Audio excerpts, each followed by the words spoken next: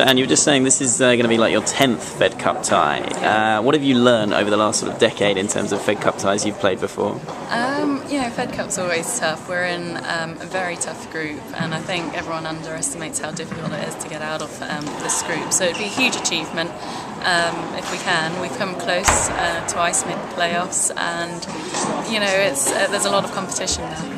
Do you think there's a different edge to the British team this year? It's a very strong team. How do you rate the other girls that you'll be going out there with? We definitely have our strongest team yet, and it's going to be a new experience for all of us, obviously with the new captain and everything, and there's all to play for. I was going to say, have you interacted much with Judy in the last few weeks? She's been around at tournaments out in Australia. She's been watching practices and matches, and I'm sure she's been doing lots of scouting. So I'm sure she's got all the information that we need for our opponents next week.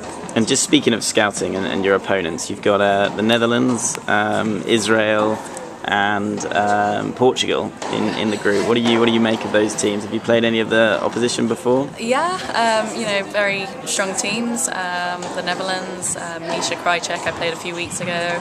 Arank Charus, Kiki Bertens, who I played doubles with actually at the end of last year, who's a very good doubles player. And who else? Portugal, obviously, tough opponents, Michelle Larcher de Brito, and their number 2, who's a lefty, recently just qualified in Australia.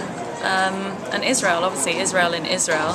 If you YouTube any Israeli Fed Cup or Davis Cup matches, you'll see what the crowd's like, so that's what we'll be up against, and I'm sure that'll be really good fun too. You're going back to the same venue as you were at last year. What do you make of the venue and the surface and the general setup of the tournament?